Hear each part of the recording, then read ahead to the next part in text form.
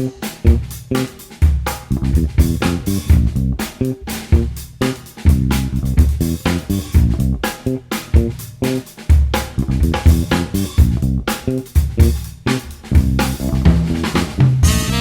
everyone. Welcome back to the Dan Nessel Show. I'm your host, Dan Nessel.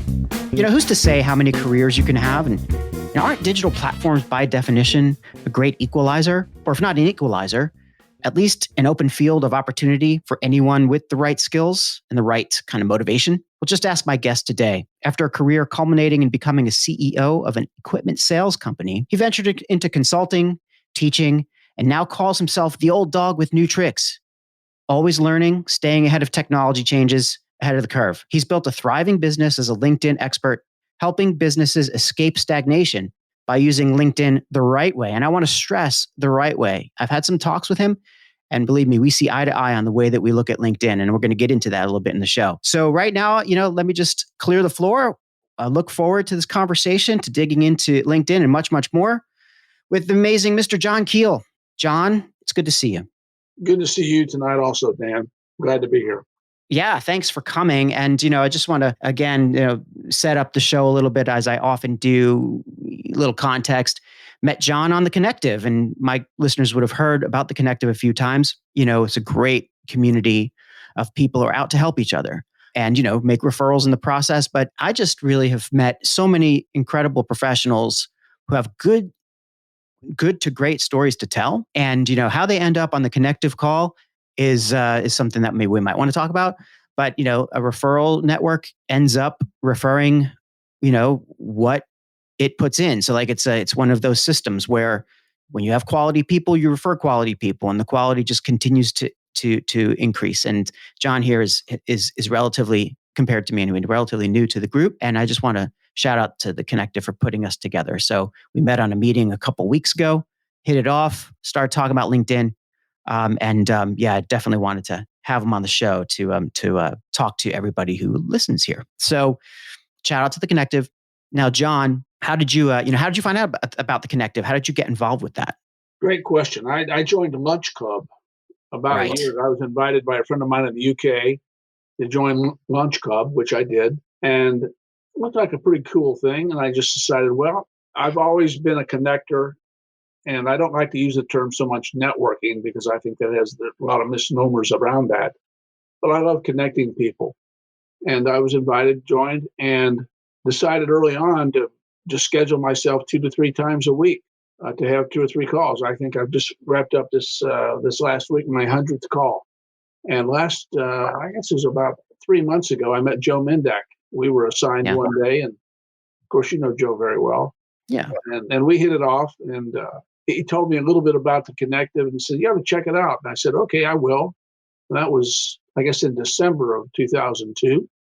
And finally, around middle of January, I started checking it out. And I tend not to want to get involved in groups like this, having been involved over the last 30 years in a number of them, which did not work.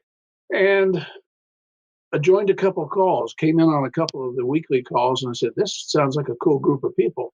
Yeah. Scheduled one-to-ones with two or three of the people, and I said, I like these folks. I like hanging around smart people. As I've said for many years, I'm not the smartest guy in the room, don't want to be the smartest person in the room, but I want to just hang around them. And I felt like I have done that with a number of people in the group. The group will be very, very pleased to hear that. I feel the same way every time I jump on one of those calls, and it keeps growing. So there's always, a few new people around. And now we added chapters in, I think, Baltimore and North Carolina, and then in Tampa as well. Currently we're all virtual, so there's really no real geography. But as I think gradually there will be some more offline activities, and then the chapter designation will really be important. But I really do like the way that Joe and Adrian have structured the group, and now Chris Esposito in New York. It's really I know what you mean by some of the groups that you've been in, and BNI, for example, like those kinds of groups where it's really a hustle, right? I've never once felt the pressure to get anything out of this group other than what I put into it. And all I really need to do is show up and contribute my thinking, make connections when it makes sense. There's no real requirement to do that at my pace. And as long as I can continue to add value to the group, then I'm happy to continue to be there. And I like that about it. Yeah, it's interesting, and then it relates really to the later part of my career relative to LinkedIn. But if you go back 30 years, a lot of my success early on was due to relationships, having a relational mindset, value first mindset, bring value to the table first, and as opposed to a transactional mindset, which many people I believe in business, and particularly I saw in some of those networking groups, it was all about the transaction. And nah, not for me. That's not for me. Well, I'm sort of glad you brought that up, because even in this little bit of time that we've been speaking so far, I've picked out a couple of things that I really do want to kind of hear about, which is this distinction between connecting and networking. And I too draw that distinction, although I find myself confusing the words on occasion. But really, what I mean when we're talking about the connective is that connection, is making those kind of connections have value. Networking is more transactional, and I feel anyway. But maybe it's just a semantic kind of foible of some kind. But that being said, let's talk about for a second this whole idea of your career and your focus on relationships, relationship mindsets versus transactional mindsets.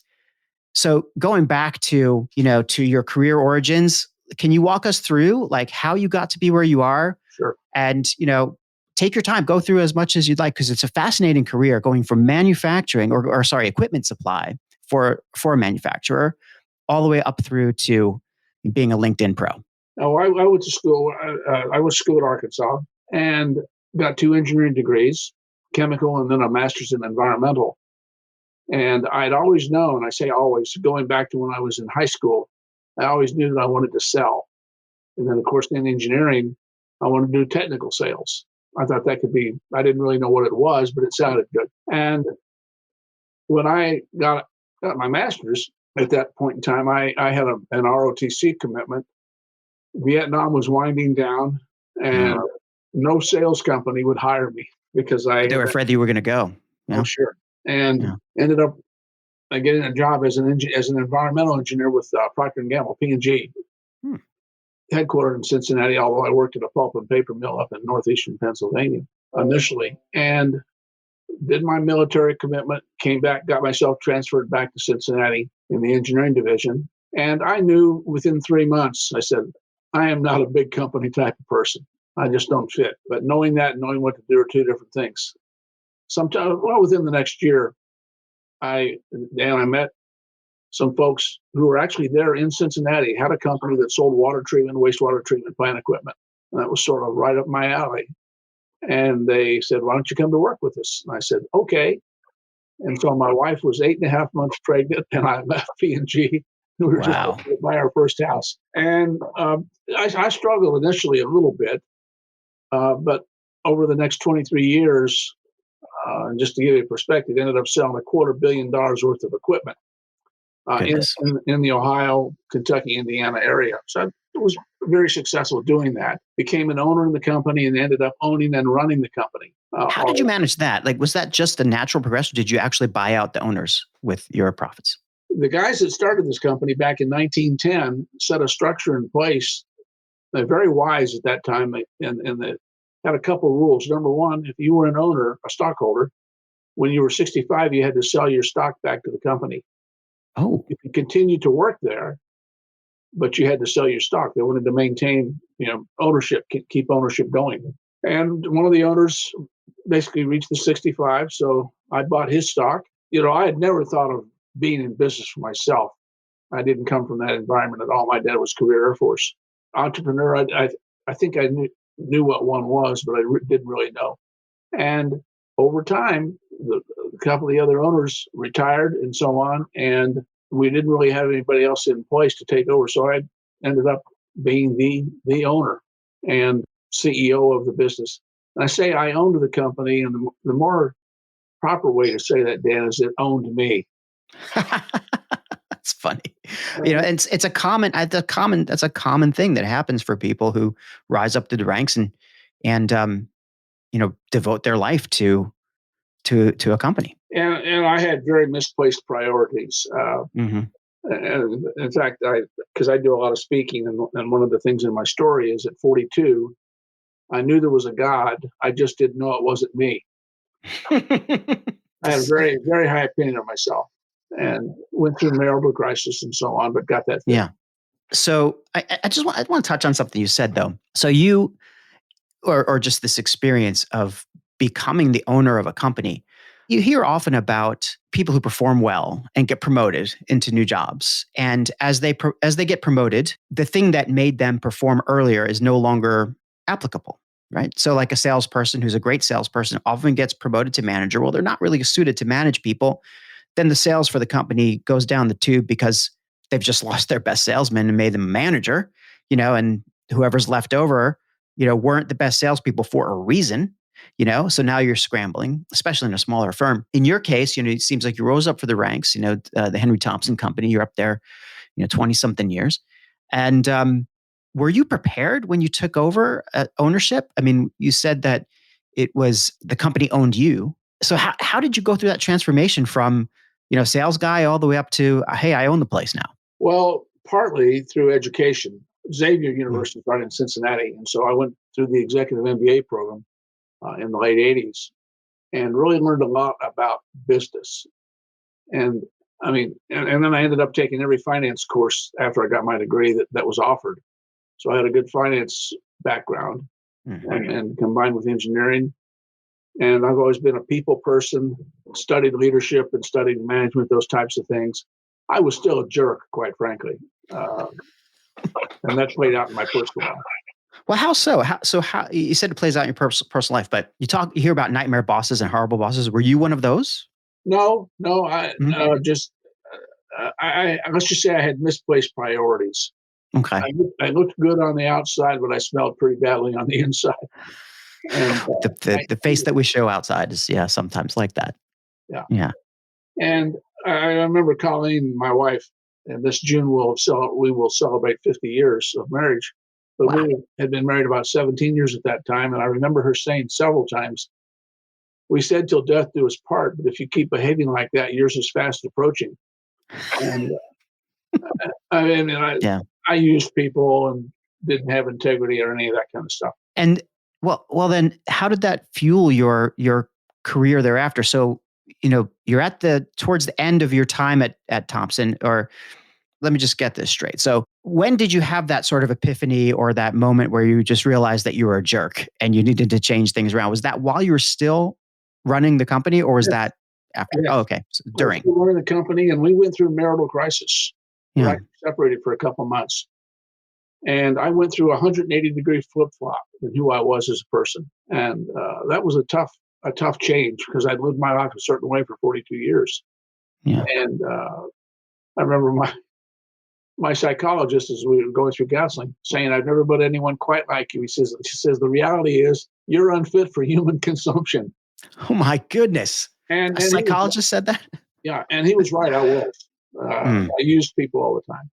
And that was then and this is now. And it took about 5 to 6 years out of that, going through this metamorphosis, if you will, the transition. And when Colleen and I, after our separation, renewed our vows and got back together, decided that I've got to get out of this environment. If you keep doing what you've been doing, you'll keep getting what you always got. And I needed to be out, do a cold turkey separation, which took 5 years to put together. Small privately held business. And sure. Then I just left. It was Labor Day, 1995. It was my last day. You said you had it took like 5 years to extricate yourself, but also to make this transformation. I'm always fascinated in the leader's journey, and we'll get to your business.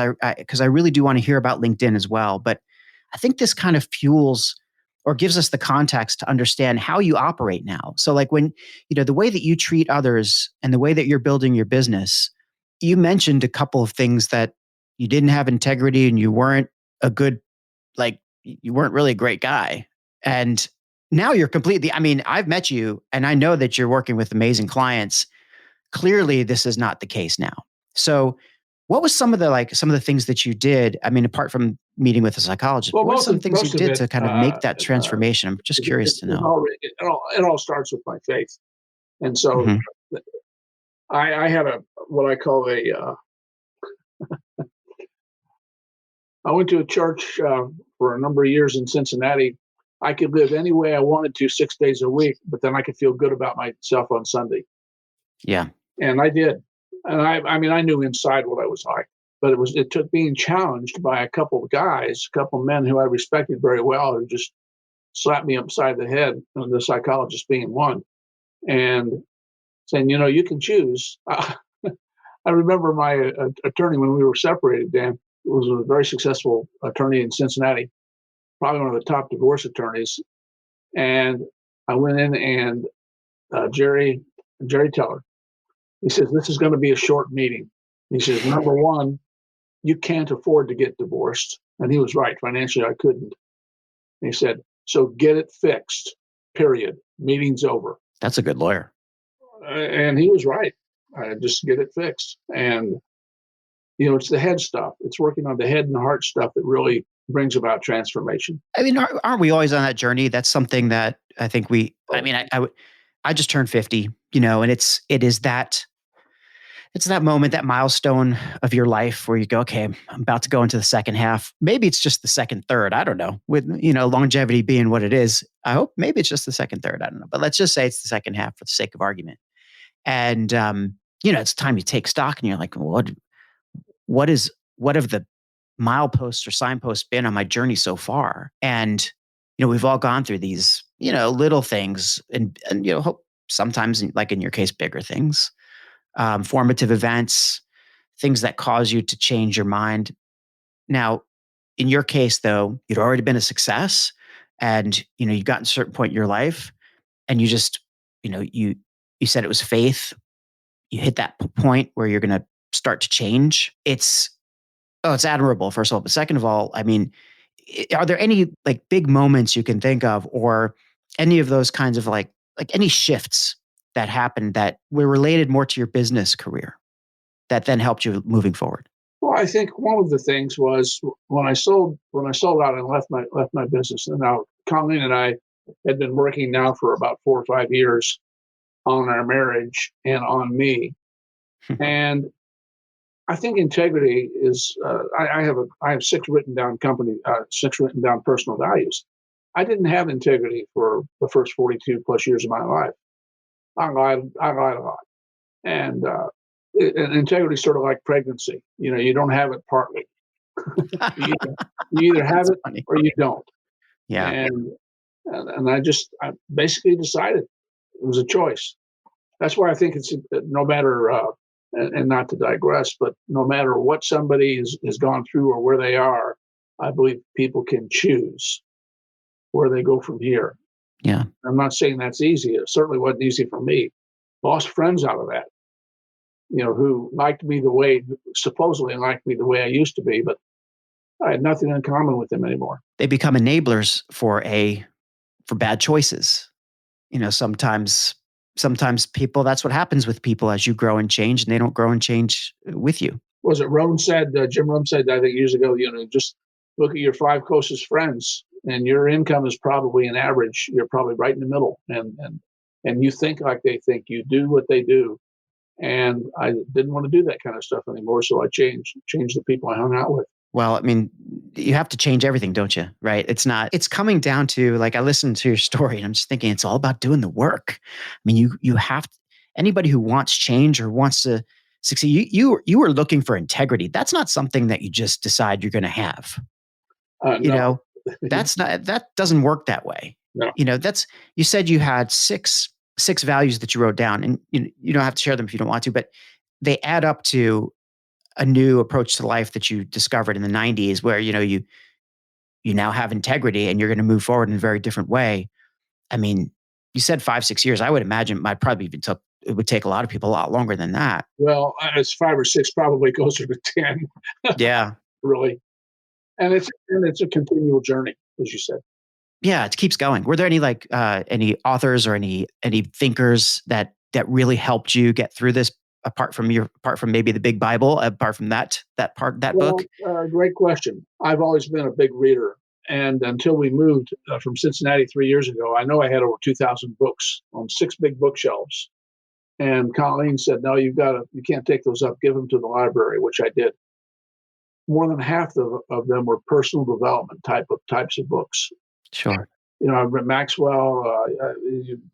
You name the author, I probably read them, and all of them I think contributed in part to help me do who I am today.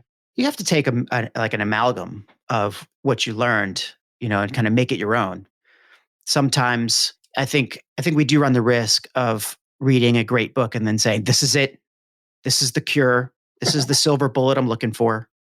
And there are some books that are changers, that do change your life. And I've had a few myself. I'm in the middle of a really great one, again, by Mark Schaefer. I don't know if you know Mark Schaefer.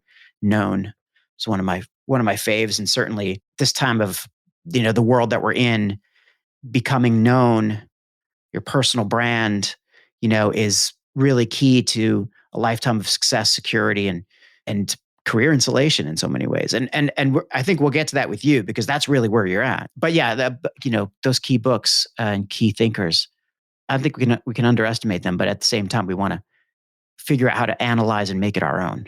Otherwise, it doesn't work. I think the other part of that was because I operated on the surface level for so many years, which most people, I believe, in my observation, that most people operate on the surface level and never go deeper.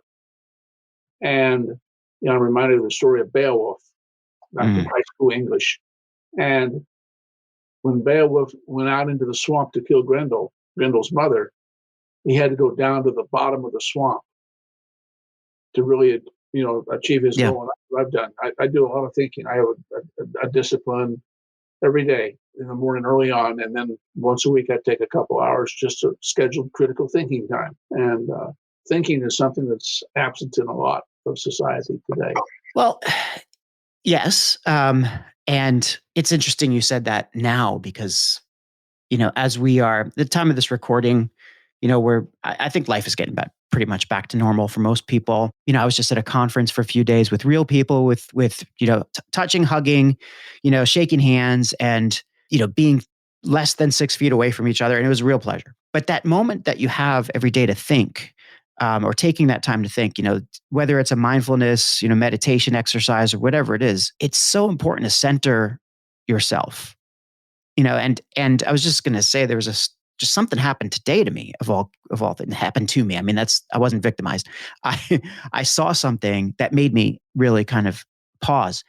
A very respected colleague, very respected mentor and leader that I worked under years ago, she posted something, on Facebook, I suppose, exposing some of her vulnerabilities, like saying, "Is this a safe space? Can I talk about this?" Talking about depression, talking about struggles. Let's talk about some of the real externalities that have happened over the last couple of years in her life, and how it's all added up to really just a very difficult mountain to climb. And yet, climb it she does, and looks forward to a world filled with hope and gladness and joy. And I found that really inspirational. And then I just stopped, and just something I haven't done in a long time, which is I just thought about, I took stock, for lack of a better, took stock, and I had to write back. And I said, this is absolutely appropriate thing to write. And I was really inspired by your words, because I think this is a journey that so many of us have been on. But in my case, it made me think about, my own struggles with anxiety or depression, or, whatever things that we go through. And also, some of the things that really you don't think of, but are actually in aggregate traumatic for what we've been through, and being separated from people and so on. But in the end, I said, I think this is a tremendous gift that you've just given me, right? You've given me a gift to allow me, or to pause and think about where I'm at. And now I feel a little more centered. So thank you. And, I was the only person in the comments who said anything like that. And I think that's important. That time to think is a real gift, is my point. And if you're doing that every day, you're receiving something good. Yeah, it's a 7-day a week thing. And the principle that I learned, I can't remember when, was every day I go analog before I go digital. And I cannot check, for me, once I start checking email and things like that, the day's over. So I get sucked down, that kind of funnel of digital nonsense, Yeah. And thanks for sharing that story about your mentor, because what I have found, and it's not like we're just all throwing up over everybody, but we're just sharing what's really going on inside us.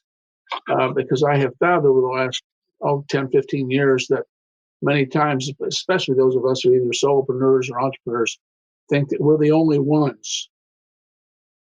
And that is not the case by any means. And I think the shutdown over the last couple of years has really proven that to be the case with Yeah, wellness and the mental struggles that so many people are undergoing. 100%. And we're not alone. It's so important to keep remembering that we're not alone. And you just had 100 meetings with people through Lunch Club. You're meeting people at the Connective.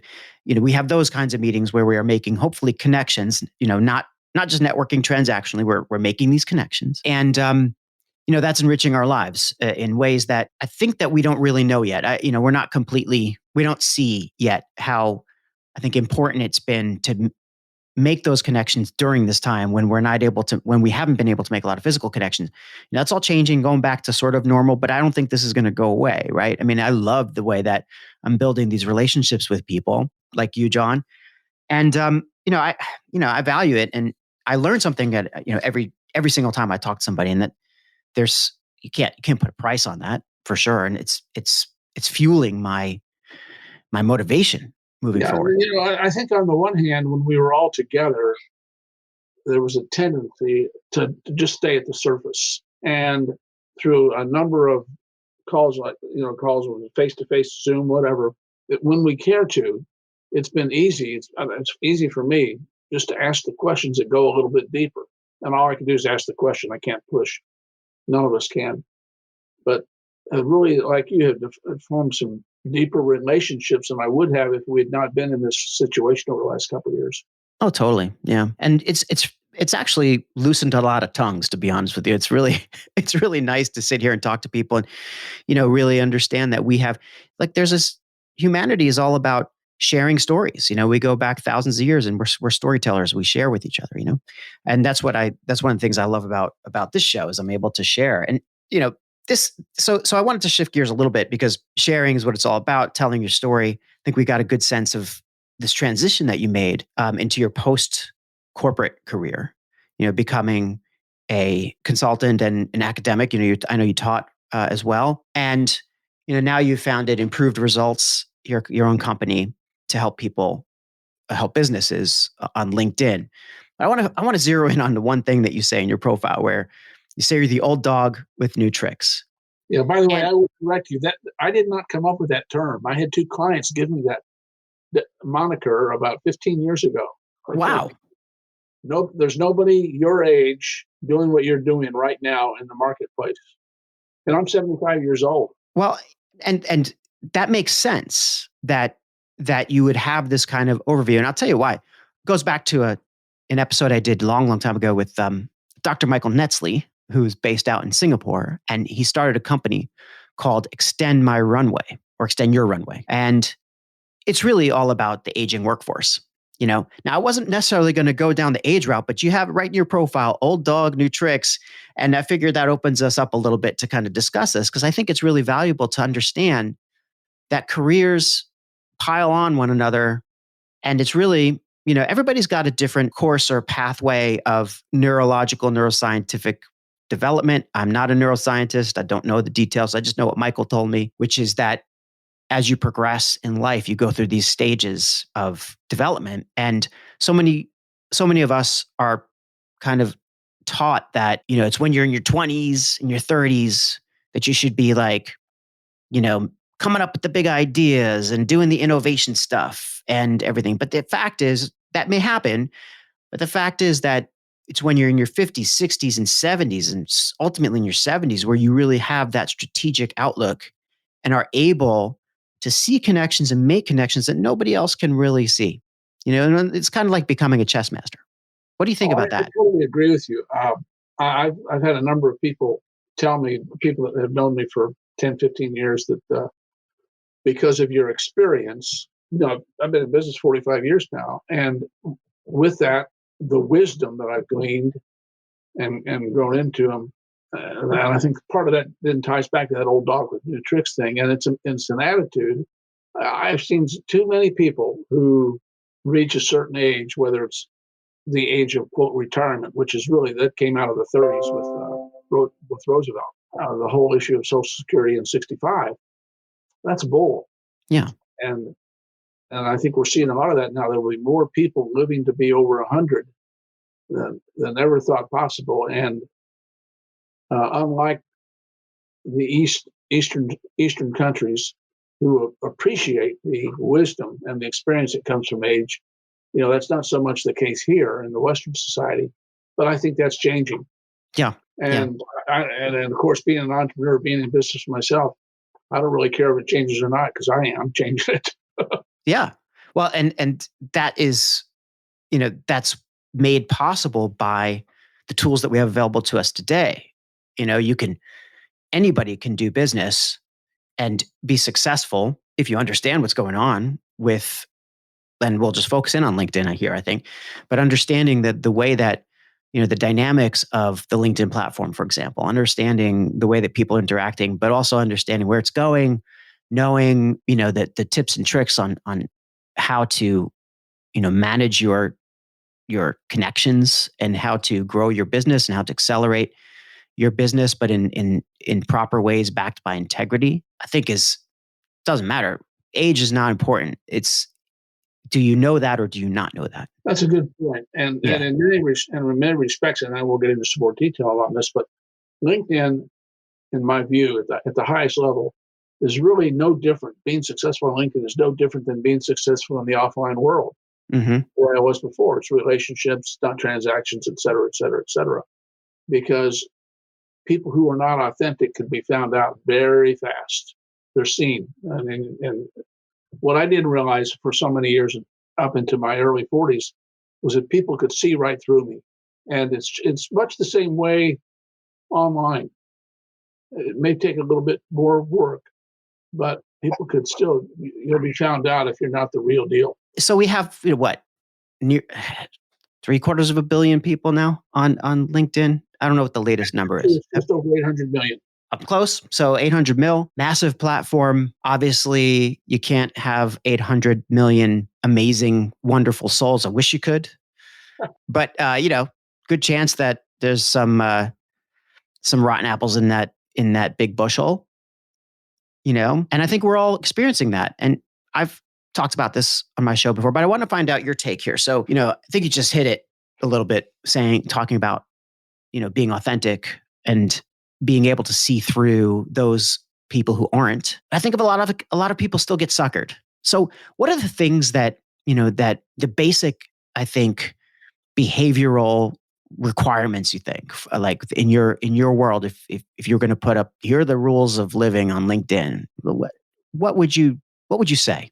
There's actually a formula. In fact, I revisited this formula today in my I do this class once a month with people who want to learn more, and I said that the LinkedIn success at the highest level, called the 30,000-foot view, is equal to, number one, having a killer profile. Having a profile that isn't always pointing out at you. Look at me, me, me, me, me. And then again, there are plenty of people out there who do a good job at helping people write good profiles. It's that plus writing, developing good content. Call that posts, articles, things like that. Plus getting that content seen. So that's exposure, plus getting exposure to that content. Does no good to have a great message if nobody sees it. Yeah. And then the last plus is engaging with people who respond to that content, so you can begin conversations. That's it at its simplest, I think. I like what you said about it, just, starting with the profile, not being about me, right? Not being about me. This is a problem that brands have, big companies have, where, they talk about themselves all the time. And they think the world revolves around themselves. And I think changes are happening. Companies that are winning are learning and understanding that, the customers don't care about them as much, right? They have to care for the customers. They have to care for their audiences and show that they do and relate to them and be relevant. And that's the same thing goes for people, right? Even more so. Yeah, I mean, I remember my wife, Colleen, telling me 10, 15 years ago, we had heard somebody talk, and she said, that person was talking about themselves and their problems. She said, here's the reality. A third of the people, or two-thirds of the people, don't care. Yeah. They're not focused about you. They're focused about themselves. And the other third are glad it's not them. And with that in mind, with an internal focus, if I'm focusing on myself all the time, I'm really rather boring. Think about that. Nobody likes to be at a party or be in a group of people where somebody's talking about themselves all the time. Or Yeah. they may not be doing it overtly, but you can sense it. Well, sure. Unless you're specifically given a platform where where you're being asked to talk about yourself, that's a little bit different, because you do have a lot to offer. But yeah, when you walk into a party or you walk into a room, you certainly are not going to be like, hey, everybody, look at me. Look over here. In the old days, it was, let me blast some advertising in your face and, maybe you'll be convinced to buy my product because it's got, it has extra flavor, extra fun, and a sugar-free gum, or it's got some special characteristic that you just make up and you tell people, so you get found out eventually, but who cares, because you've already sold a billion of them by getting in front of their faces. But then the world changes. People take control over their buying process. People have more and more control as we go on. And obviously this to the marketers listening to us now, this is just, common knowledge at this point. But I think a lot of folks still don't quite get it, that it is not about pushing somebody into a transaction. It is about belonging. It is about relevance. It is about being invited into their life. My friend Don Miller, I learned this from him about 6 years ago. He says, in storytelling, there's got to be a hero in the story. And if you're the service or product supplier, you are not the hero of the story. Your prospect is the hero of the story. And that's where many companies, and I think individuals that work for maybe bigger corporations, get it wrong. They think, I have this great solution. Quite frankly, nobody cares about your solution. You're talking about Don Miller's story brand. Oh yeah, I went through the whole training. Oh yeah, he's amazing. He's amazing, brilliant. And I didn't realize that we had that in common. I didn't do the training, but I'm a fan. I listen to his podcast, and I have another a good friend and another podcaster who is of that same kind of ilk as my friend Park Howell.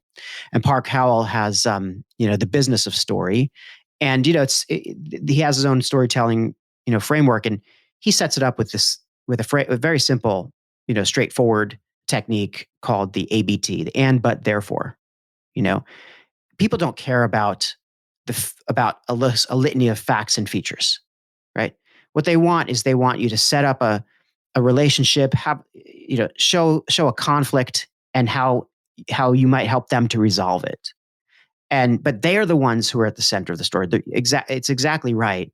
Looking at the hero's journey, we as brands or as the kind of business side, we're the sage or we're the guide, right? It's the Obi-Wan movie. Right. Yeah, well, exactly. And we're never Luke, right? Or Leia. We're the helper. And I think that requires a certain level of humility and release of control that brands and many people are still not comfortable with. And it boggles the mind why they're not comfortable with it yet, but you probably run into a lot of those people in your business. All the time. And it shows right through. That's something people can't hide.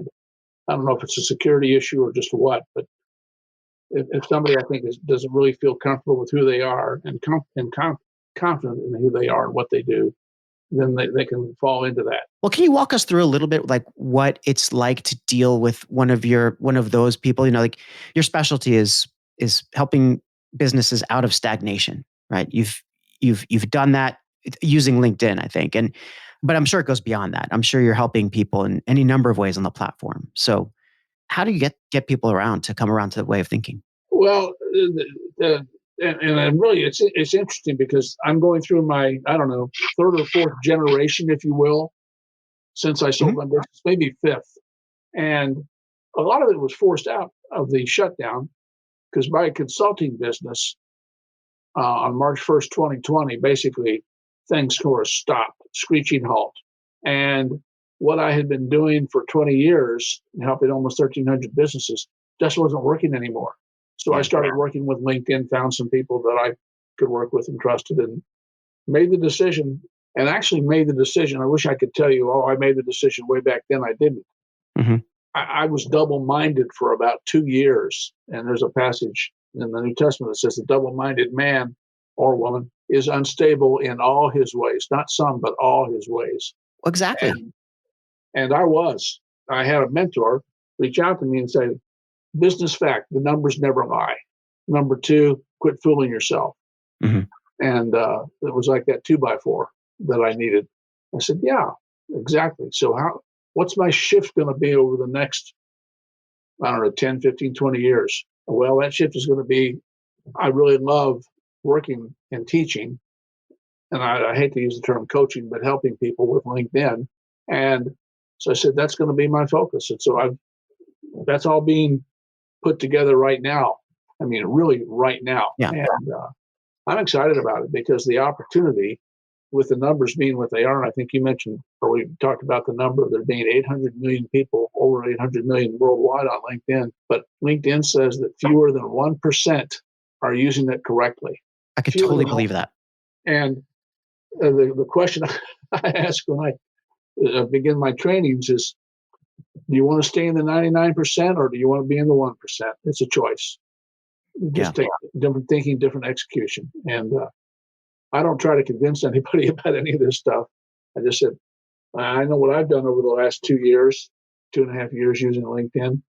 And I'm not the largest by any means in terms of being the most successful. I'm just telling you, it's working for me and it's working for many people I've been working with. It's interesting. You're talking about how you shifted to LinkedIn, but also how, you're constantly developing this. LinkedIn is an evolving platform, and just like any of these platforms are. And what worked 2 years ago doesn't work now. I would say what worked 6 months ago doesn't work today as well. Well, like it's totally true. And I was just at a marketing retreat, and we didn't specifically call out LinkedIn necessarily, but in general, the things that we might have done a few years ago to connect with our audiences just fly out a window. There's no interest. Or you think about the tricks of the trade, and that's the problem, right? That we used to trick people into catching something or like hook them into some kind of hey, read this. It's going to be interesting to you. And over time, folks just had enough. I'm not going to read that. I'm not going to read. What are you offering me? I don't have any reason to read this right now. And, you really have to have some kind of an appeal based on relevance and probably based a lot more on emotion and feeling than brands and people are used to dealing with in order to even get somebody's eyes on you. And then it's a journey of being authentic and giving them something of value, which is a whole separate conversation. You just raised a very good point. Again, with my engineering background, let's just say that feeling words were not one of my strengths. Yeah. And I found a list about 5 years ago. It's over 500 feeling words. And I got that list and dressed it all up. And I actually give that away now to people. And in fact, I do it on LinkedIn probably 2 or 3 times a year. If you want it, comment, let me know. I'll be glad to send you the list, because if you can write with feeling words, because that's how people make decisions. It's not at the surface, it's down below the surface, which is their emotions. Oh, totally. It's a key. But it can't be tricky, right? You have to actually feel those words that you're using. It's always good to have some help, because you don't think that it's natural to write those things. You don't think that you should be putting these things in your content necessarily. But as a matter of fact, you want to build trust. You want to build trust now. Trust now is based on feelings and emotion. I had a conversation about a month ago, Dan, with a guy who we connected on LinkedIn, and the next step after a period of interactions seemed to be, let's schedule a call. So we scheduled a phone call. I think it might have been a Zoom call. And he asked me the question. We started the conversation. He says, I have only one question for you. I didn't see you in my bedroom the other night when my wife and I were having a very serious conversation about something, but you wrote about what we talked about. Interesting. And I said, well, mission accomplished, because I was able to glean in some way what might be important to you, what might be your pain, the bleeding neck, so to speak, and write it in such a way that you responded to it. And he said, yep. That's how you connect. Yep. It's self-disclosure. And I'm not going to take credit for that. A wonderful connection and friend and mentor of mine, Brooke Sellis, she taught me about this thing called the hierarchy of disclosure. And it's very simple where, it's how you establish trust in relationships. And at the bottom of the hierarchy, in other words, the thing that does not work to build trust in relationships is cliches. People don't believe them. They're nonsense. People know they're nonsense. You get nowhere with a cliche. The next level is facts. So when you're sharing facts, like, your typical manufacturer or product company or something is always about, hey, our widget does this 500 times faster than any other widget. Nobody cares, right? They don't care yet. They'll care later. They don't care now. That's not going to help you build a relationship. But the next level of the hierarchy is emotions.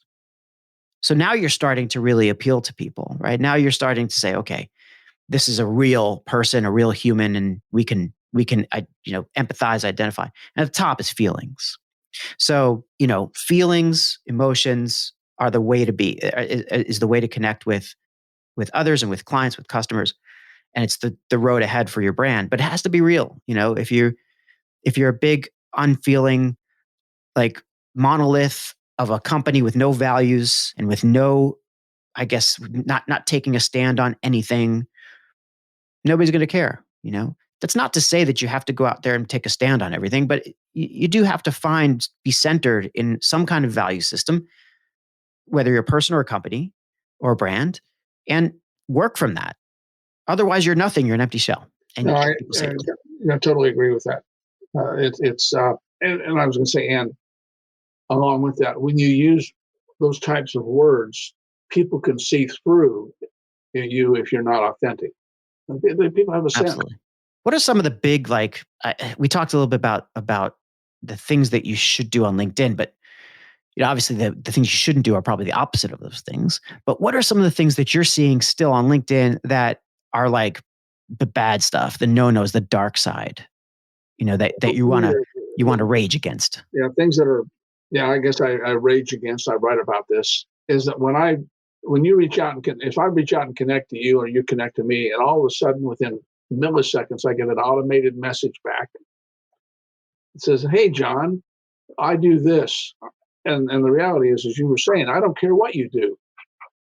See, here's a principle I think on LinkedIn, is that people don't care what you do, they care who you are. That's right. And I could care less what you sell or what you have. You don't even know me well enough to say, I think you need to look at this. So it's that automated messaging that's assuming a relationship is further along than it is. It's like back in many years ago when I would go into singles bars, it was going in and saying, hi, Jane, bang, let's move right to the next thing. No, haven't earned that right yet. It starts with the profile, right? I would think when you're trying to make a connection with somebody, I don't go out and make blind connections anymore, but there's times in my life where I have, where I've been actively seeking certain types of people to connect with because it would, that's the direction I wanted to go with my own brand or with my business or something. I'd never felt really comfortable doing that for any extended period of time because then I ended up feeling crappy about selling myself and taking people's time. But years ago, it was actually very well accepted on LinkedIn. There's no problem. Hey, you want to connect with me?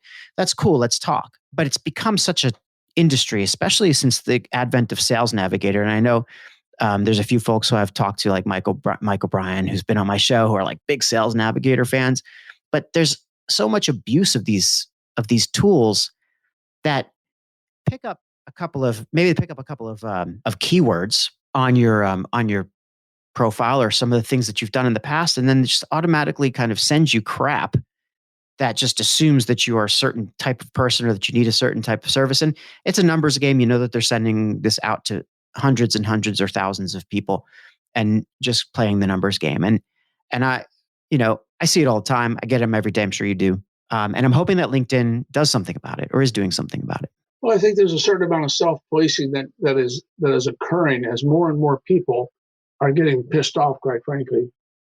When I get those messages today, when I get the automated messages today, it's in milliseconds I disconnect from that person. I don't really want to have anything to do with them. Yeah. They violated the trust. And more people are doing that, and other people are turning people in for doing that kind of stuff. definitely hit the IDK. I don't know if it really pisses you off, because that's that's like being sent to LinkedIn jail. You get enough of those I don't knows against you. The for me, like, I get these inquiries all the time, and I like I tend to be, I don't know, maybe naive still, and give people the benefit of the doubt. I believe in the good nature of human beings, and I think, okay, here's somebody who's maybe of a certain, from a certain country or from a certain age group. They're up and coming. They're at a time in their career they could use a helping hand. Maybe they're looking for advice. Okay, let's give them a shot. And then the next message, as soon as you connect, you get immediately one of these. Thank you. Now listen, here's what I can do for you, and let's set up an appointment. Here's my Calendly link. That's a goodbye.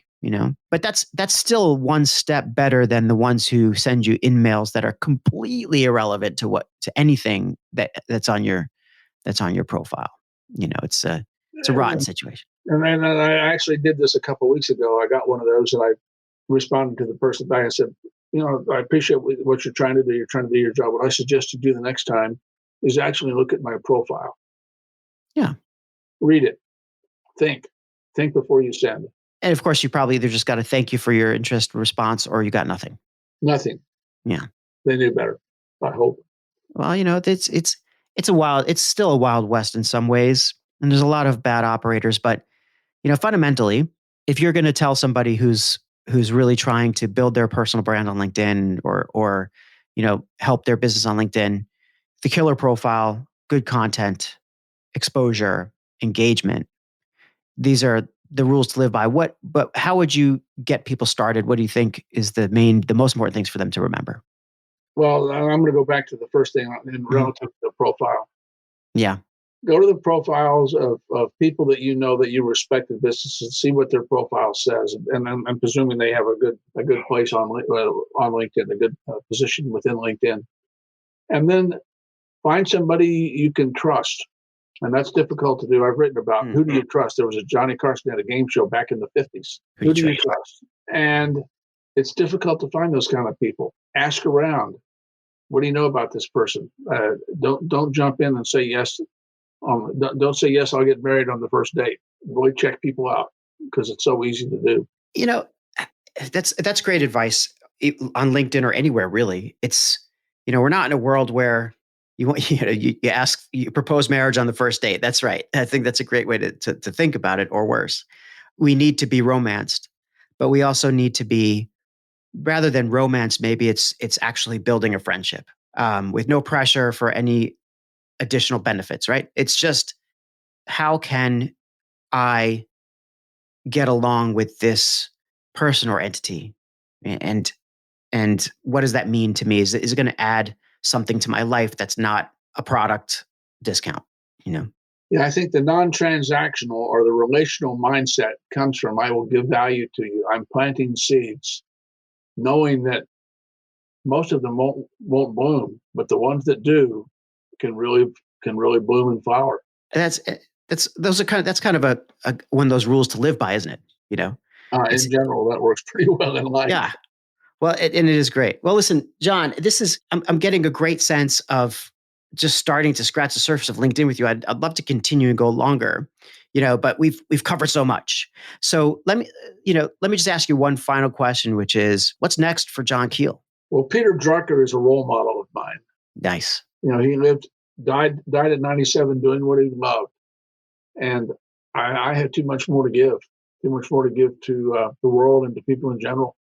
Yeah. So I'm not really too concerned month to month, year to year, what that's going to look like. I just know that it's going to work out well. What an attitude. I think we can all learn from that. And now you're building your LinkedIn business. Folks, I would encourage everybody to check out Jon's LinkedIn profile, Jon Keel. That's Keel, and I'll spell it properly in the episode title. But obviously he's got a great LinkedIn. His LinkedIn profile is great. I love his story. Check out Improve Results LLC. That's improvedresults.com, where you can find out more about Jon. And actually, the link is also on his LinkedIn profile. A lot of content through his profile.